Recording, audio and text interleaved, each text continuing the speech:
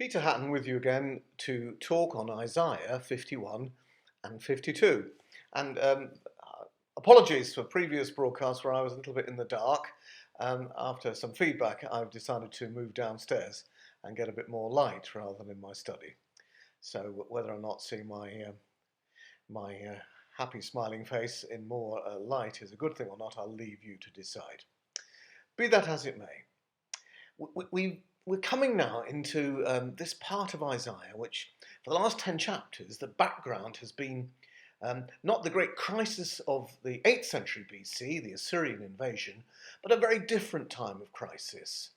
Some 150 years later, God's people are now overwhelmingly, the most part of the population has been deported, the survivors that is, many have died, in the Babylonian invasion of Judah in the end of the 6th century.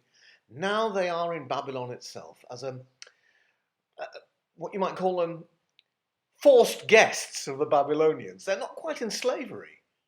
And indeed, many of them are beginning to prosper in what was the greatest civilization of the ancient world.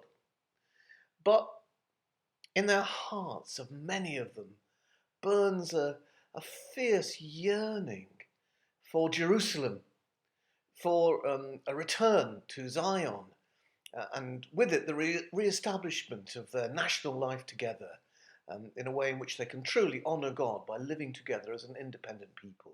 That's burning in their hearts. So while there is prosperity where they are at the moment for many of them, there's also deep, deep yearning and sadness. And the times are a-changing in Babylon.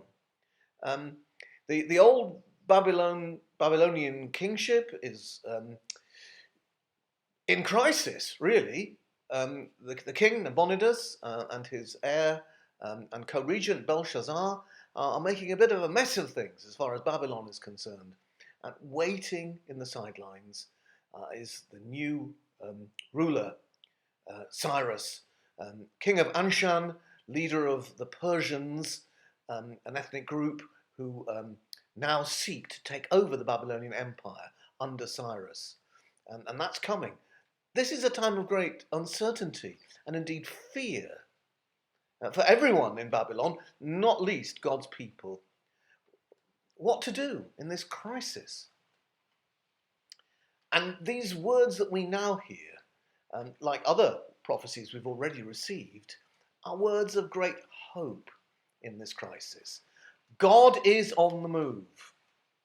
He will comfort and restore his people and bring them home to Zion, which will once more be inhabited. Many of the prophecies in these two chapters offer great hope in this situation to God's people. Read them through and rejoice in the wonderful words, the great poetry, the great promises. Beautiful indeed upon the mountains are these good tidings to God's people. And right at the end, we begin one of these wonderful servant songs, which speak of a mysterious figure, a servant of God's people and a servant of God, whose fate is somehow bound up with his people and who is an agent of restoration, but will himself suffer. Now, traditional Jewish exegesis has looked upon this as perhaps a personification of God's people or the prophet himself. But for Christians, it is inescapable. This suffering servant is Jesus Christ, by whose wounds we are healed and whose body disfigured and mocked on the cross is the instrument of our salvation. But one final thing. Before these prophecies of deliverance and comfort can be delivered to God's people of old and today, I would argue, the prophet urges them to do something, to prepare the way, as it were, for these prophecies to be enacted.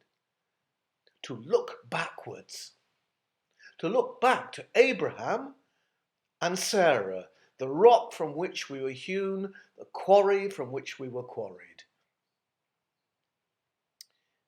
Go back to the beginning and think about that couple whose uncertainty and whose difficulty was in fact far greater than God's people at this point in their lives, when it seemed totally impossible that God would act to comfort and restore and to bring fruitfulness to them. And yet God did. Look back. And that, I believe, for us in our uncertain times, when so much is changing, when there is a great crisis underway in our culture, we look for deliverance and it seems uncertain. What God's people must do is look back, draw comfort from the past, look to the scriptures above all, in which we have God's promises, his words of life. If we just look to the present, what's going on now, the norms and the understandings of our present society, we will receive no hope. But look back into the deep roots of our tradition, into scripture, into the apostolic teachings, and from there we will be in the position where God's promises of blessing and comfort can land again upon us.